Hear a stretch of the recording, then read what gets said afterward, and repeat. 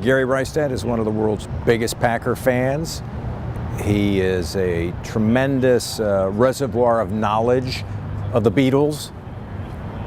He can quote lines from Animal House verbatim. In fact, probably the whole movie.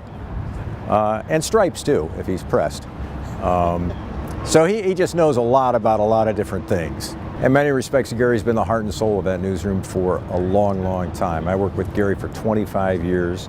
We had a lot of good times together, and he's a very talented guy, and I think his demeanor, his calm under fire, his intelligence, his curiosity, his willingness to work well with others, he just does so many things right, and that's why he's been such a tremendous asset for this many years. Can you speak to his Beatle mania? Well, there are stories about the fifth Beatle, and maybe Gary's the sixth Beatle. But he's he does know a lot about the Beatles. I mean, he's got a lot of institutional knowledge there that often he will share with you, whether you ask for it or not. I suppose he could have picked worse bands to. Yeah, the Beatles is not a bad band. If you're going to be all-knowing about something, then the Beatles would be a good choice. Better than the Bee Gees. Yeah, better than the Bee Gees, better than many bands. Bad jokes? Gary, bad jokes? Surely you jest.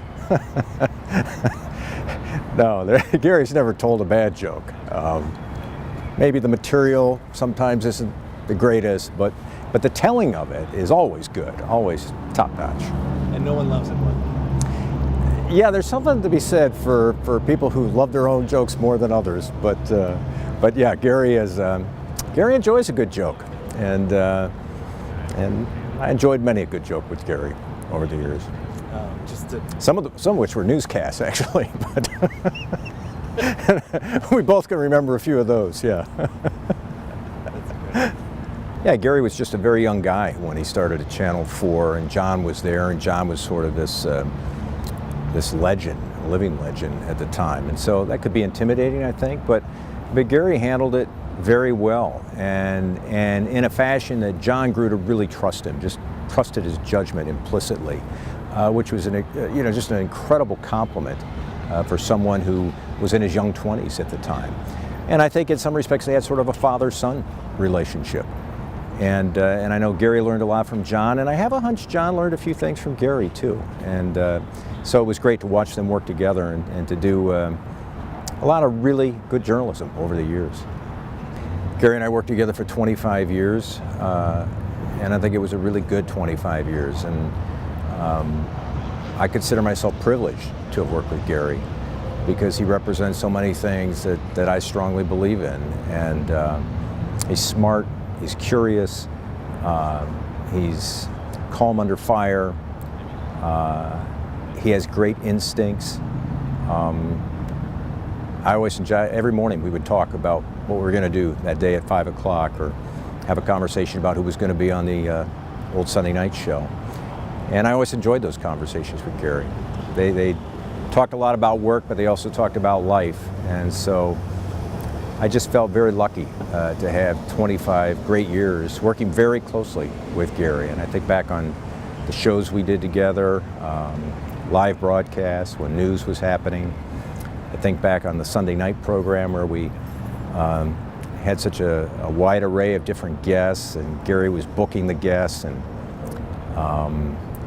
and because he had such eclectic tastes and was so interested in many different things in life, I think the show was always fun to do. And so again, I just felt very lucky to work closely with Gary for 25 years. Really outstanding guy, an outstanding person too. You know, it's one thing to have to work every day with someone who is a good colleague, but it's another thing to work with someone who's a good friend and someone you have enormous respect for because of the way they live their life.